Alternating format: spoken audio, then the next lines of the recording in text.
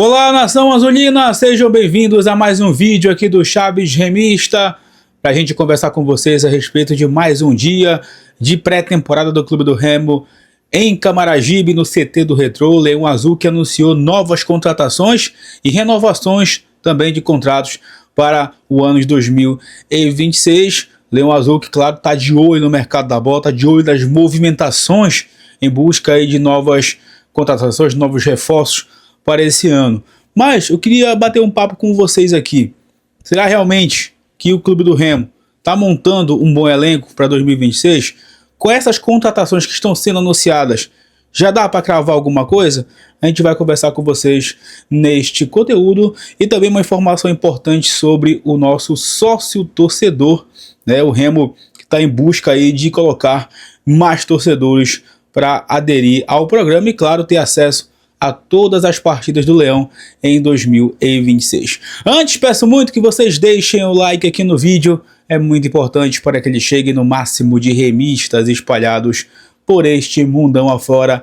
A meta de likes, mais uma vez, é de 1000 para este conteúdo. Clica também no botão hypar para que o vídeo fique no topo da plataforma e assim o YouTube possa seguir recomendando o nosso trabalho. E verifique também a tua inscrição aqui no canal. Lembrando, chegando na marca dos 60 mil inscritos, tem sorteio de 5 camisas do Clube do Remo para vocês aqui no Chaves Remista. Vem com a gente!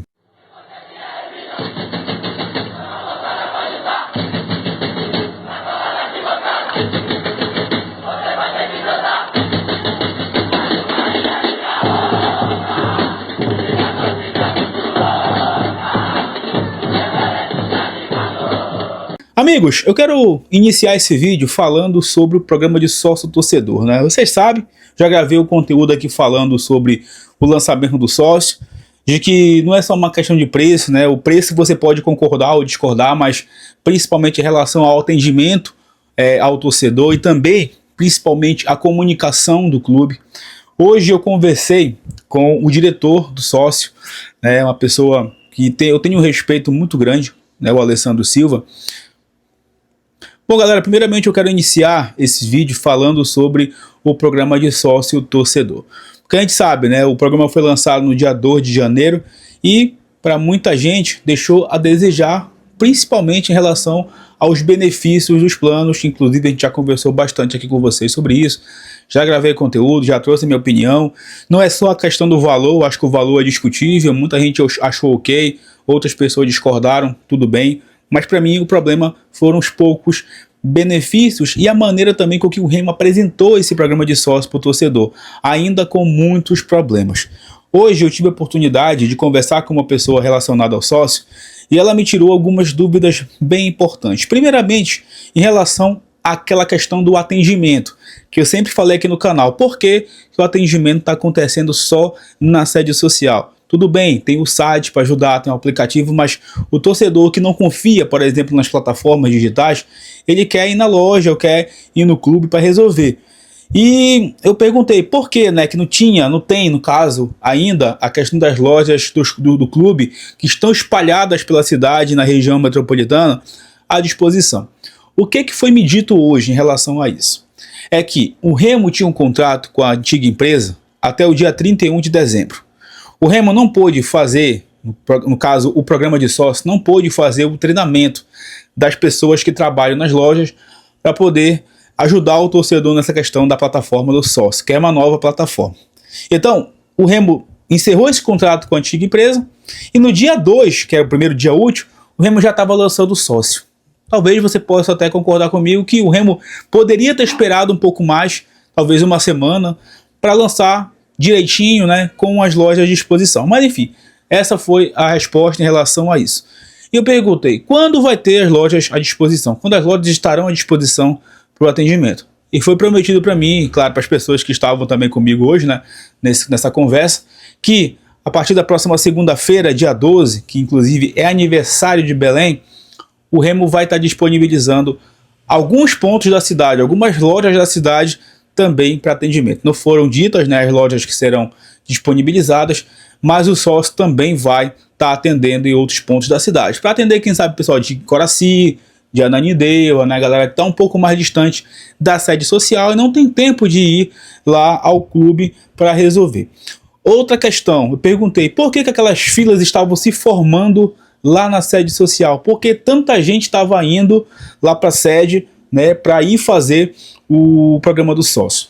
O que foi dito para mim também é que aquelas pessoas que estavam na sede realizando o programa do sócio, a adesão ao sócio, essas pessoas são os torcedores que vão vencer, né, que tem o seu contrato encerrando agora em janeiro, ou seja, você fez o teu programa de sócio em janeiro de 2025 e agora em janeiro de 2026 o teu programa de sócio vai vencer. Então essas pessoas já correram para a sede para garantir, né, o programa de sócio atual. O que foi me dito em relação aos torcedores, por exemplo, que têm contrato com o antigo plano encerrando em abril e maio? Que essas pessoas vão ter os seus direitos garantidos, ou seja, quando encerrar ali a questão, né, do prazo para você encerrar o seu contrato antigo, você vai poder fazer o sócio, tanto para o Baenão como também para o Mangueirão, para você não perder nenhum jogo do Remo em 2026, até porque esses torcedores que são remanescentes do ano anterior, esses torcedores têm privilégios, né? Tem, uma certa forma, uma vantagem aí para seguir em 2026, porque são pessoas que seguiram pagando o programa de sócio, não cancelaram o programa de sócio. Então, se você está adimplente, fique tranquilo que você vai ser atendido. E ele também falou que tem muitos benefícios em relação, por exemplo, ao Zé Delivery, que o torcedor nem sabe.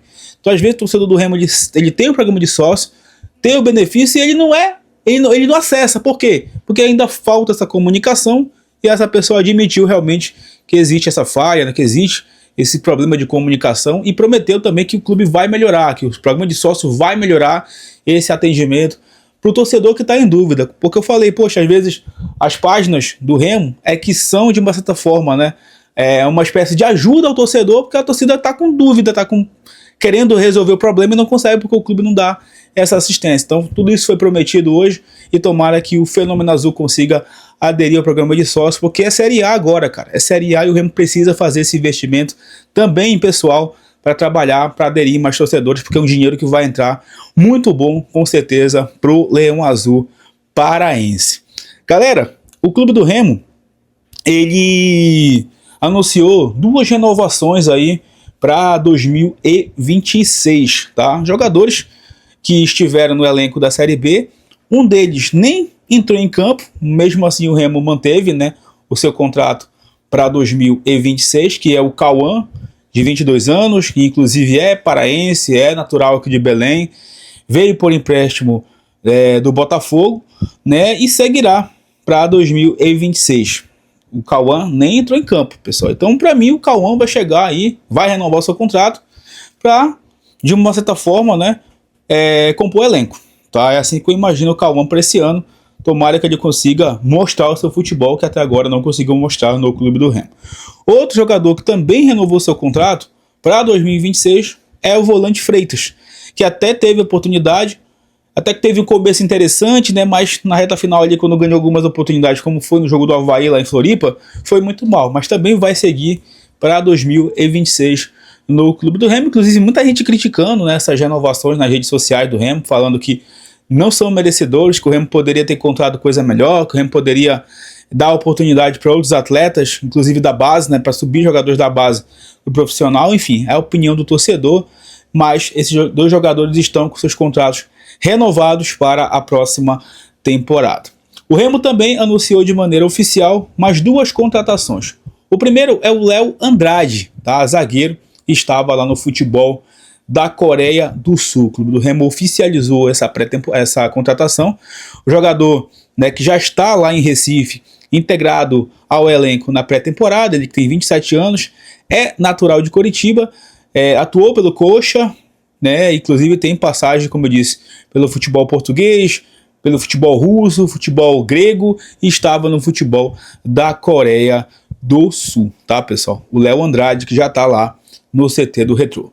E a outra contratação que foi anunciada é a do João Lucas, lateral direito também, né, que vem aí da Série A do Campeonato Brasileiro. Ele também já está lá no CT do Retrô, já está integrado à equipe comandada pelo Juan Carlos Osório e vai, né, fazendo parte desse elenco para a temporada de 2026. No momento, o Remo tem o Marcelinho e também, né, o João Lucas agora como laterais direitos. O Remo que ainda deve no mercado da bola em busca de mais uma contratação para essa lateral direita, assim como também para lateral esquerda. São com certeza setores aí que o Remo deve ter pelo menos 3 jogadores em cada posição. Quem sabe também, né, que essas posições